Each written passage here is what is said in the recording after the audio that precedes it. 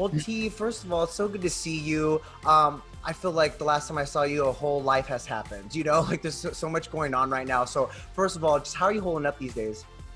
I'm doing great. I've taken this time to like really do some self-help and to um, really try to dive in creatively and like do things that I've been putting on the back burner for a while. I've been like, this is the time right now. There's never going to be a time where I'm sitting at home and have the ability to write music and create every day. So that's what I'm trying to do.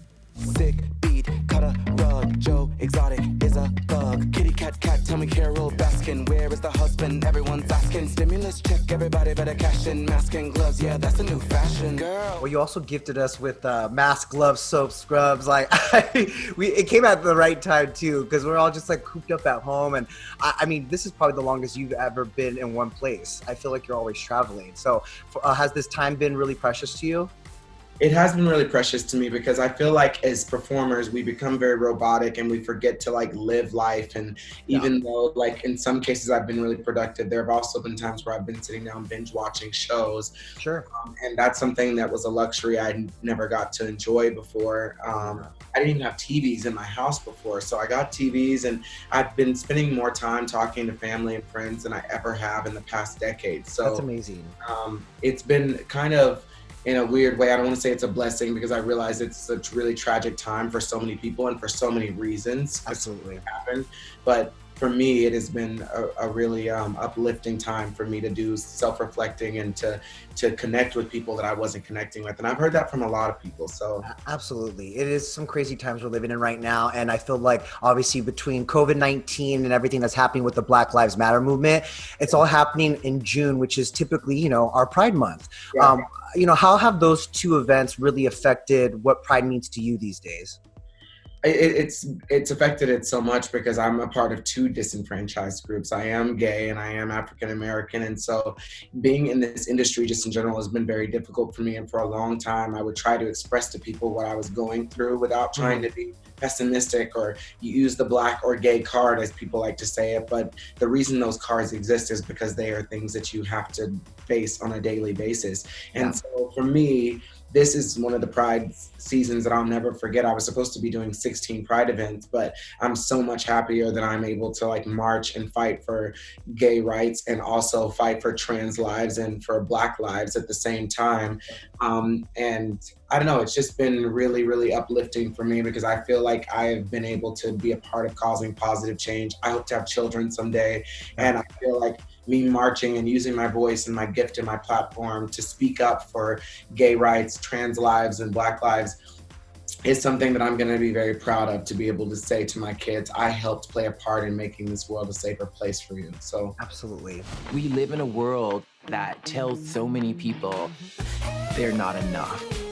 I'm here to tell you that you are. Talk to me about this special one-of-a-kind performance you have planned for HBO's new Pride Hub. Well, HBO came to me and told me that they were going to find a way to create Pride, come rain or shine, and they wanted me to be a part of it and to kick off this series. And I was so blown away and so excited. And I had dancers here who were out of work, who weren't able to work during this time period. And I was like, this will be an awesome opportunity to give them a gig where it's still social distancing. It's just going to be two dancers. And we created masks to go with their costumes. And they brought in a full production into my living room. When I saw how my living room was transformed into basically what felt like a small mini Polly Pocket arena stage, it was really, really cool. And I love the fact that people are being so creative. So I'm doing pieces from my House Party World Tour.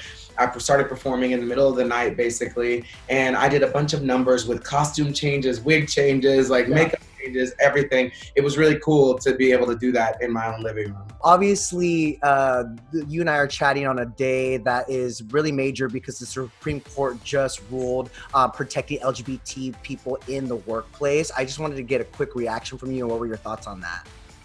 It makes me feel great. It's embarrassing that we are just now getting this approved and that we're still fighting for these basic human rights that our country was supposedly founded on. But it made me feel great to see in the middle of Pride Month. I got on Facebook this morning and my entire timeline was full of rainbow flags flying all over the world with people celebrating this, because it's a human right. We should be protected, and who we fall in love with or who we sleep with when we are at home should not affect whether or not we are able to work and able able to feel safe in the workplace. And it's really sad that this concept that feels fairly prehistoric to me is now being legalized in a massive way. But I am so happy and so grateful that it has happened. I feel like we're in the middle of a cultural moment that feels like a turning point where a lot of people, especially young people, are kind of stepping into their activism for the first time. What advice do you have for those young people, your fans, or a lot of them, who are really trying to use their voice for the first time? I think that if you using your voice is genuine, then it's something that everyone should do. Don't do it because you're jumping on the bandwagon and because it's the end to go to because you're bored. Do it, do the research, do the work, because it's not enough for us to go out and march if a week from now, 2 weeks from now, everybody goes back to their ways. Everyone needs to realize the things that they were doing that were so, like, whether it was conscious or subconsciously racist, taking the tools that we have learned during this quarantine, during this research time, during these protest and applying it to their everyday life and use those values and those morals from your new compass that you've received during this time to bestow upon your offspring, because we have to start this young. Like, and these kids are so young that they will be hopefully teaching their children how to treat humans with just like this simple decency and kindness, whether that be based on race or based on sexual orientation or based on some new future reason we find to discriminate against each other, because humans are really good at that. Yeah, I mean, it's so true.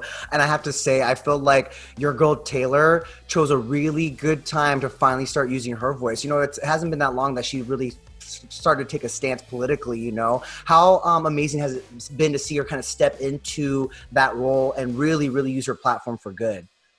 Well, I've always known that she felt the way that she felt since I first became friends with her. I was always not afraid to ask her questions about what her stance was. And every time she answered me, it always felt very genuine and very, like, not hesitant. She didn't choose her words carefully as if she were trying to say the politically correct thing. She just said, this is how I feel. This is just how it is. It's a basic human right. It seems like she would almost, like, if it were cool and popular to say duh right now, like duh, like that was how easy her response was. And so I'm glad that she has gotten to a point now where she is sharing that with the world, because I do think that oftentimes, I mean, she is a heterosexual female who is white. And so I think that a lot of people who would initially, like, gravitate towards her might be people who have very different political views and very different views on the world and, like, what should happen with the Black Lives Matter movement or what should happen with gay rights. And I think her being someone who they feel safe with and who looks like their next door neighbor, I think that's part of the appeal of Taylor Swift, is that she is the girl next door. And even though we don't really live next door to her, because that would probably be like some gigantic mansion, we do, like, she makes you feel that way. And the second you meet her, she's immediately disarming, because she does feel like the girl next door. She is the girl next door. It's just her door is very amazing. But it's really, really awesome to see her using her voice, because the sad truth is, her being a white person with blonde hair and blue eyes saying this in this world right now holds a lot of weight to a lot of people who feel very differently than she might. And I think that she's changing a lot of minds and a lot of hearts, and a lot of people are, she's playing a huge part in this evolution that's happening with the world and the conversations that are happening in the homes that need to happen. I agree, because she obviously loves humans, but she's really standing for human rights right now, and it's amazing to see. Do you mind me asking if you guys have been in touch and, like, what those conversations have looked like the last couple of weeks, especially since after George Floyd's death? We have been in touch, and we've had a couple of conversations, and I wish I remembered what she said, because, you know, she talks a lot about white privilege, and when you realize that you have it and that you have to be willing to do the research. She talked to me about the fact that she read a lot and watched a lot so that she could educate herself. I think that she understands that a lot of the reason why people don't understand or think that this whole concept of white privilege is a myth is because the fact that you're white and you can choose to not acknowledge it is a privilege in and of itself. And she realizes that, and in her own words explained that to me, because sometimes I want to, you know, there's a movie called A Time to Kill that I love, where a huge impactful, spoiler alert, moment in the movie is where a man says, I chose you as a white lawyer to represent me, because even though you want to be on this team, you're not, you're on that team. So you need to say whatever you would say to yourself to change your own mind is what you need to say to those people. And that's such a powerful moment. And I think that Taylor sang it to people who look like her, who might have come from a same background or same potentially belief system. I don't know what Taylor was raised to believe. I know her parents, and I know that they are like so open and loving with everyone. But sometimes you just don't know the things you're being subconsciously taught. And I think that you have to be willing to put down your own ego and not take it as an attack on yourself, and Absolutely. open up and say, I realize I have been a recipient of privilege, and this is what I'm going to do to acknowledge it, and then to address it, and to help change the world so that everyone receives the same equal treatment. I loved her words about you in the Billboard feature. What did it mean to hear those words or read those words from her and Billy, and also just to be on that cover? I know it meant a lot to you.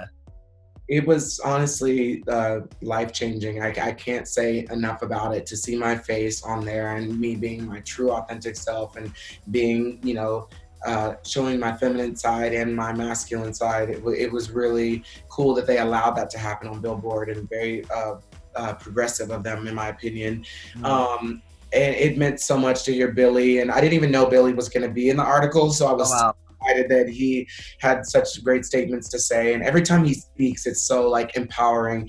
And to read the nice things that Taylor said, it made me feel great, because at the end of the day, you can have 1 million followers on every platform, but if you don't, at the core of who you are, feel that you're a good person and that you're doing positive things with the platform you've been given to help change the world for the better, then why do you have it anyway? Why are you in this game? And that's why I love Taylor so much, because she does use her platform to uplift people. And the fact that she acknowledges that I've always been honest with her and always been really true about how I feel about her. I love that girl so much. I can't even express to you. She's just I get so protective of her, because her heart is so pure. And in this crazy world that we live in, there are very few people that you meet.